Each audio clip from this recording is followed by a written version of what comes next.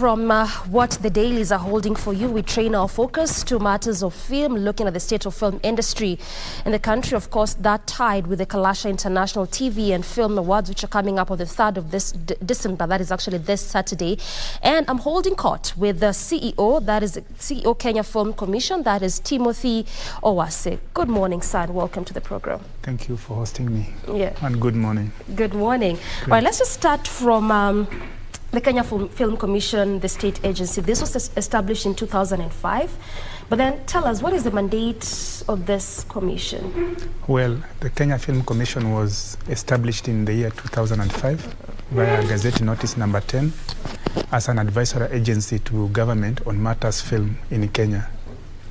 In the year 2015, Kenya Film Commission mandate was re-enhanced, and we got a new legal notice giving the commission an enhanced mandate of about 15 mandates to support the industry, undertake capacity building in the industry, promote the film industry, champion audience development, fund the film projects in the country, and also market Kenya as a filming destination.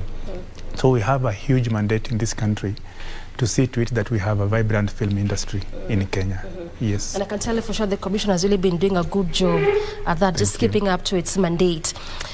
You would really, go for a year and not know that Kalasha is happening, and indeed, together with the market as well, Of course, as Kenya Film Commission, we have a huge role to play in this country as far as matter screen sector is concerned. We know the value of the film industry, what the country can be able to attain as far as job creation, branding our country, attracting tourists into our country, and also championing the growth of other sectors in the country.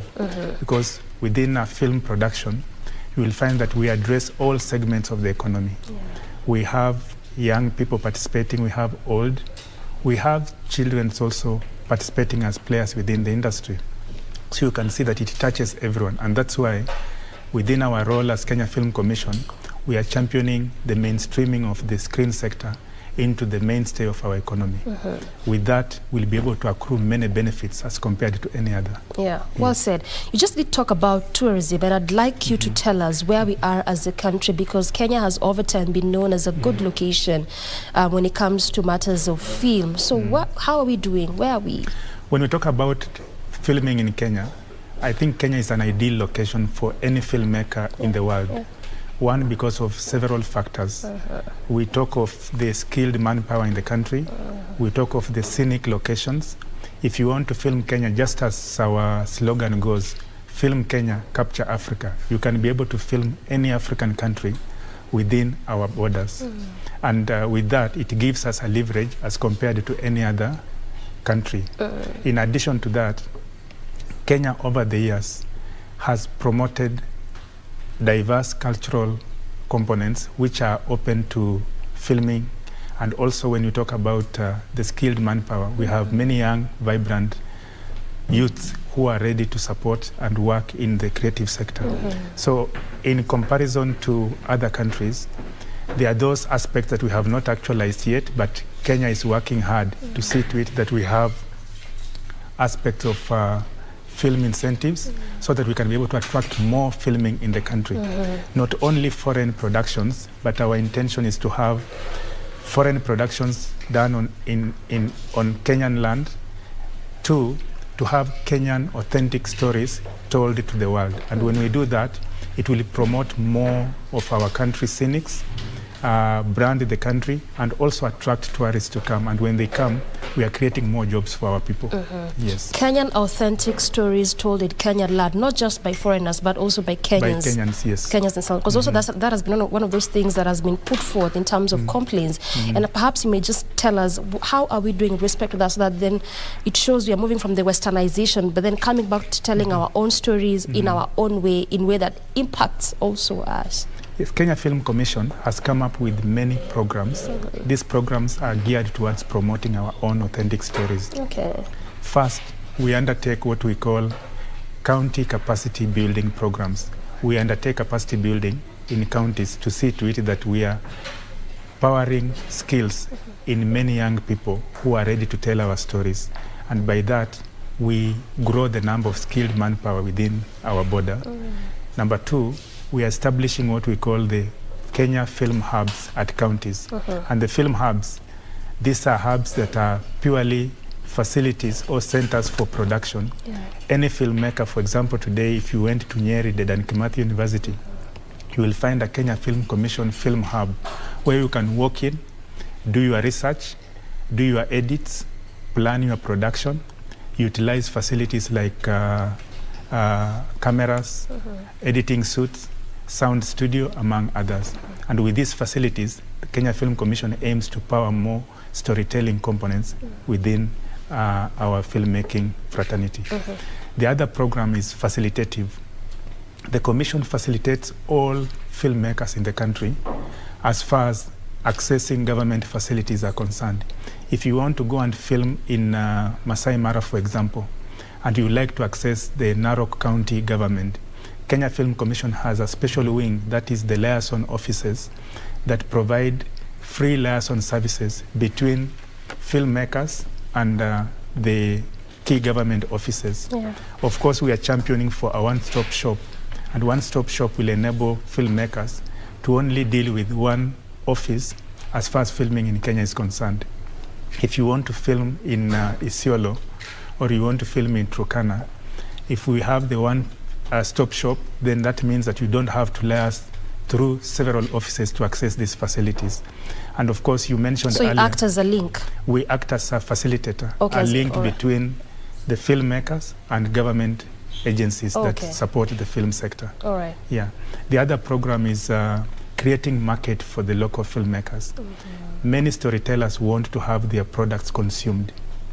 That's why we have programs like Kalasha International Film and TV Market, which happens every year. It creates a link between Kenyan content producers, content buyers and sellers, because this is a marketplace, and the intention is to have Kenyan content exposed to the world so that we can be able to have Kenyan products consumed by many people. And when the Kenyan content is consumed by many people, then we are saying that we have a market which will lead to wealth creation. And when we create wealth, we grow our economy. Remember, when you look back 5 years ago, we did not have even a single Kenyan product on an international platform. But today, Kenya has over 10 programs on Netflix, to be very specific. And we are growing each day. The month that just ended yesterday. Can't even forget about Watuetus, which made it to the Oscars. That is it. And next year we have Terrastorm, which is a Kenyan animated feature that is going to the Oscars. And I believe this is again a clear shot. This is the first African animated feature that is actually going to the Oscars representing Kenya. The month of November saw over 10 local films premiered. That is also to show how Kenyans are out there to tell stories. And the more we tell these stories, the more we create opportunities. Remember, one production set, like the set we have here, we have so many people behind the scenes. As much as we are the two of us being seen on TV, I believe we have cameramen, we have directors, we have editors, and we have many more, social media influencers, and so on. In the film sector, we have an opportunity to create so many jobs, and that's why the sector is so important for everyone to support. I hear you. And I mean, you've really talked about a lot, and I can tell you for sure the market is a very good opportunity for filmmakers and content creators. I've attended one of them, and it really is a good place to network. If at all you really want to ensure that you reach far in the industry. But there's some things you've mentioned, like capacity building, and facilitations, and I'd want us to interrogate this a bit. Perhaps you can elucidate further on this particular 2 points. But before we get to do that, I want us to take a very quick breather at this particular point. We circle back with plenty more of this conversation, understanding the film industry in Kenya.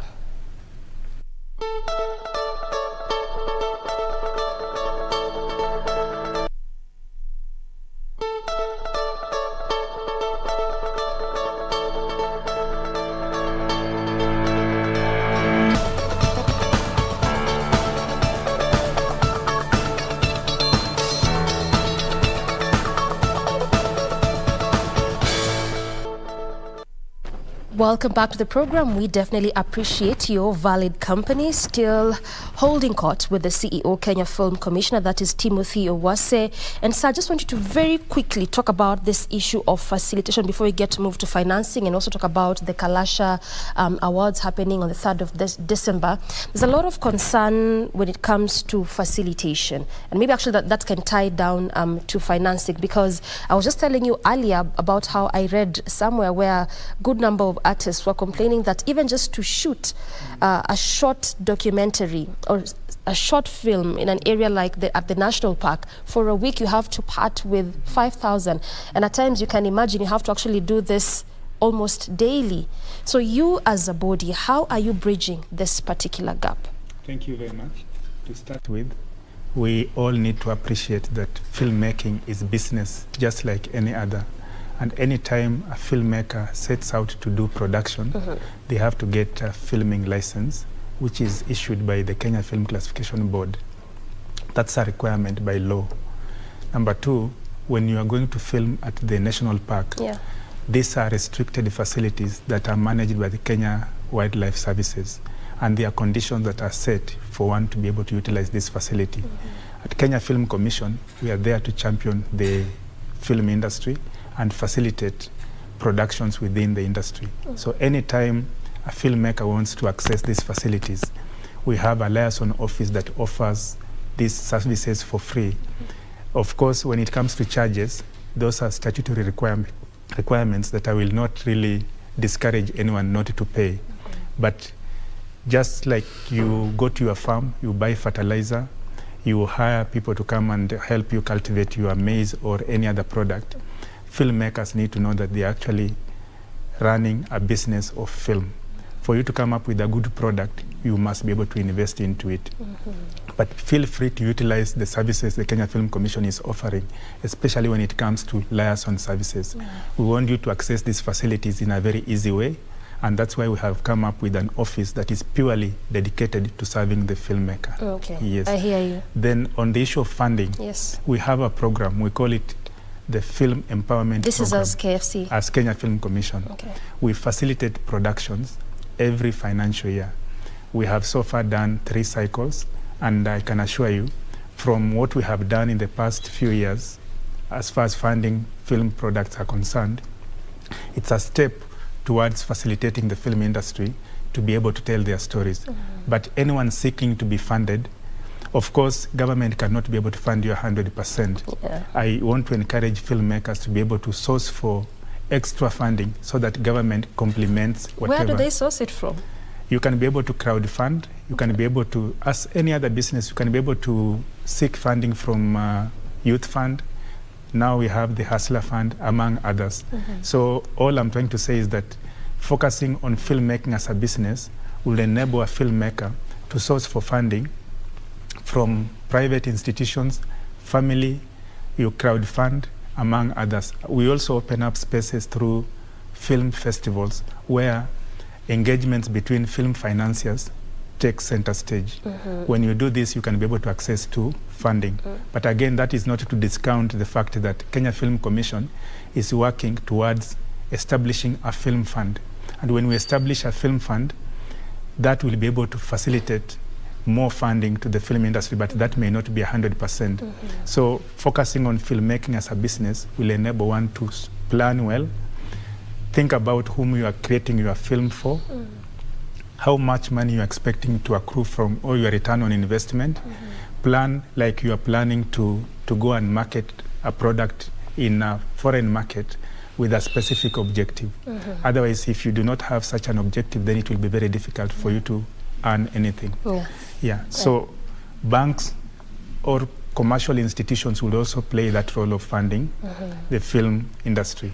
But remember, a bank will not fund you if they cannot be able to see your A to Z plan on how you plan to return on investment. I mean, we can safely agree that when it comes to the issue of funding, it actually takes 2 to tango. It's not a one-sided affair. But also, we need to appreciate the work that you've done. I was just telling you about Medicine Man by Betty, which you gave almost 100. That is just one of the many. That is one of the many films that we have so far supported.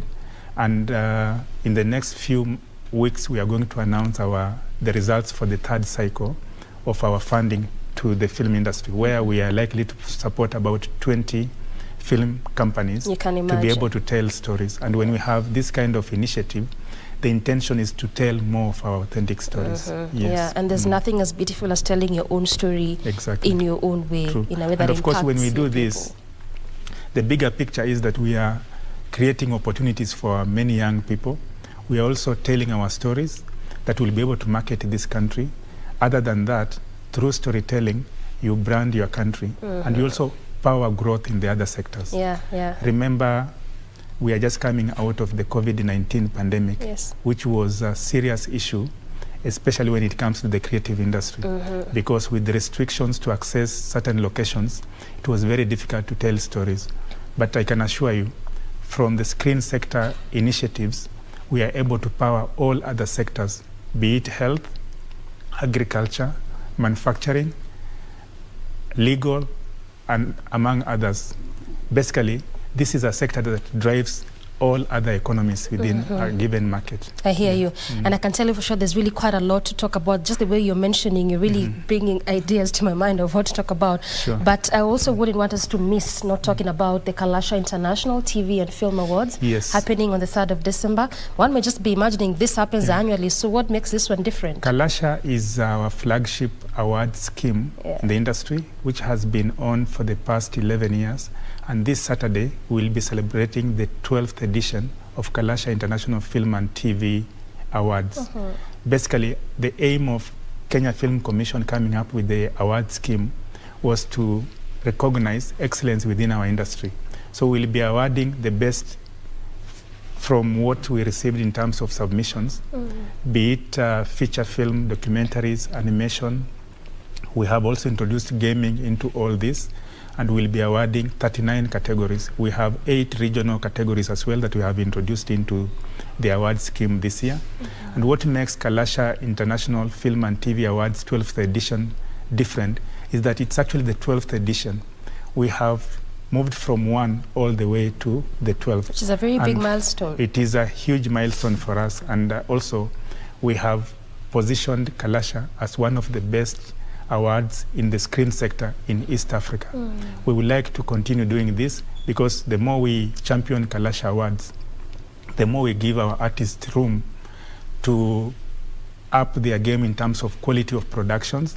Other than the quality of productions, feeling appreciated in terms of what they are doing in the screen sector in telling stories. And I can tell you for sure, if you're someone in the film industry, you realize that this is a very big event. In fact, yesterday, even as my producer was preparing me for this interview, I was even asking him, how comes mwaka tujafanya Kalasha? Only for you to tell me. Kalasha is here. Kalasha is here, and it's bigger than ever before. I believe we'll all celebrate the winners. And of course, all Kenyans are winners because naturally Kenyans are storytellers. And we have so many stories that have not been told. So I'm rallying all Kenyans to support this sector. Champion storytelling as a way of life, as an economic activity, and one way of integrating our country. Yes. I hear you. There's a notion that has over time been going around that this particular awards are meant for the select few. And sometimes even when you get to social media, you know, when you follow some conversation, there are some names that are, I beg your pardon, that are always pinpointed. That when you think of Kalasha, there are just some specific names that you always see over time. What do you speak? I think maybe that is in reference to other awards in a different country, not Kalasha.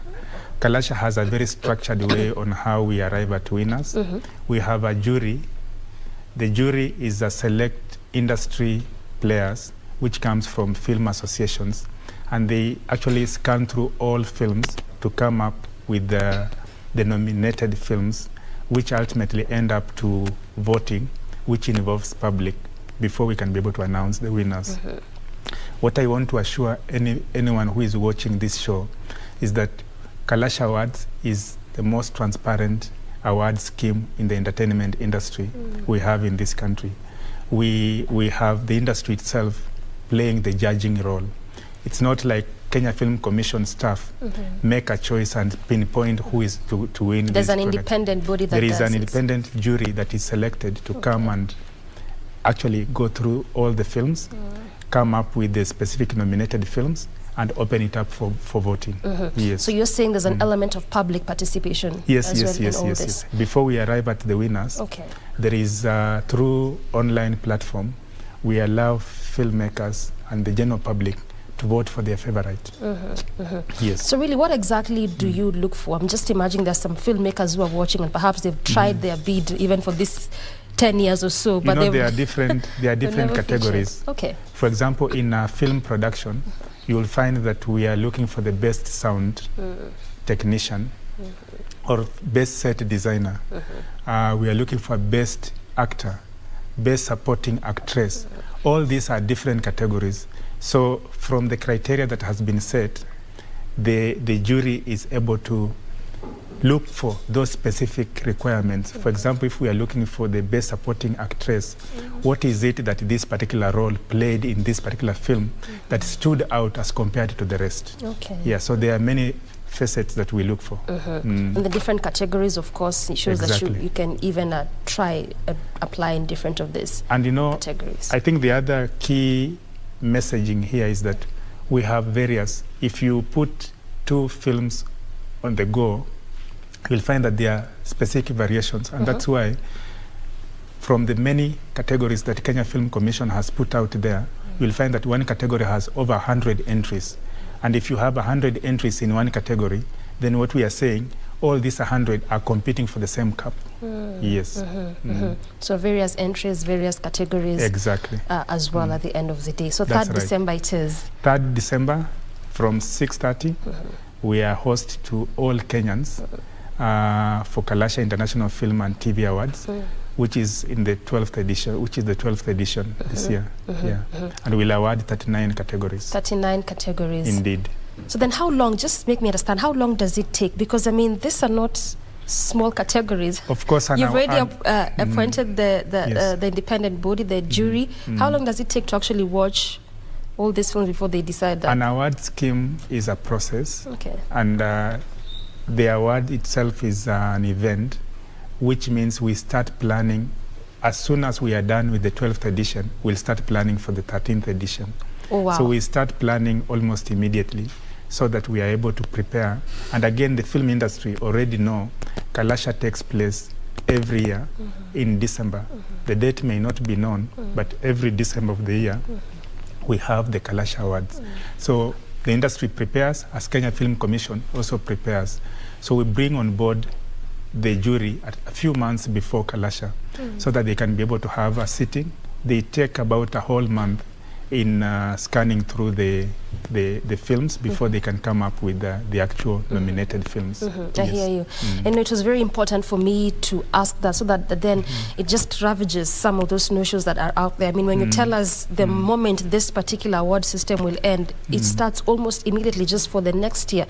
So it shows you there's a lot of work that goes into play before we actually says that person X, Y was nominated for this particular set or this particular category. Something else that I want to demystify. Yes.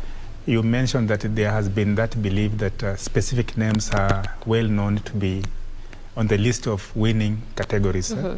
I think that's not the case, because our intention as Kenya Film Commission is to create an equal opportunity for all creatives within the sector to actually compete for this award. And that's why we talk about when we talk about specific winning categories that contribute towards improving the quality of productions in our country. When we have good products, then we are saying that we are able to have these films go beyond our borders. And also think about the Kenya Information and Communications Act of 2013, which provided that 40% of free-to-air broadcasting has to be local content. So when we support and award excellence within Kalasha, we are encouraging Kenyan producers to come up with compelling stories that can be bought by KBC and other free-to-air channels. Yes. 40% is what needs to be featuring in our local free-to-air channels. In local free-air channels. And again, something else that we are keen on is to see that many emerging filmmakers, new filmmakers that are joining the industry, are able to feature, and they are also able to get a space within the Kalasha as long as they have good quality productions. So both old and new, they compete on equal basis. Yes. I mean, there was also a time where we talked about how 60% of what is aired in our local media needs to be our local content. From where you sit and from your end, do you think we are upholding that? Why I ask is because there's still quite a lot of concerns in respect to us airing a lot of content from outside. In essence, you're not appreciating our own, yet we still are saying that we need to grow this industry. Where do we get the balance? On that one, I have a very radical suggestion. Yes. That most free-to-air broadcasters are not supporting the local content initiative. It's actually a true notion. From where I sit. So my take is that we need to tax imported content so that we promote more of our local content. There are countries you cannot be able to air foreign content to a certain percentage. Why can't we do the same in our country in a bid to promote our local content? We have so many Kenyan content that has never seen light in terms of broadcast because they've never gotten an opportunity to have the same aired on our local free-to-air channels, simply because we give preference to foreign content imported from either Mexico, Brazil, or any other country. Even Nigeria. And yet, when you go to some of these countries, you may not find even one Kenyan content. Imagine, you won't find Vitimbi in Nigeria. My proposal is that we need to apply or impose heavy taxes on importation of foreign content and give a quota. Let's say if we are giving Kenyan content 40%, why can't we give foreign content 5% in a bid to promote local content? And also, I want to take this opportunity to encourage local broadcasters, including KBC, that you need to be the champions of local content. Yes. I think KBC is doing a good job on that one. Sure. We are just about to also host a group quite doing a good job. You know, the series, the drama series just debuted on Monday. That is Mpakani. Yes. You know, quite. I'm telling you, you need to watch that. If you've not watched, if you've watched Mission to the Rescue, then you understand what I'm talking about. Correct. But I want to believe you're doing a good job. But I mean, we are all in agreement that there's really also quite some work that both players need to do, if at all we need to grow this particular industry. I think an appreciation that government is there to facilitate the industry. And that's why government established Kenya Film Commission to facilitate the operating environment for all filmmakers. We look at all aspects. If there is any law that needs to be looked at to facilitate the industry, that's why the new draft policy and bill are in place to create a new environment of operating for the screen sector.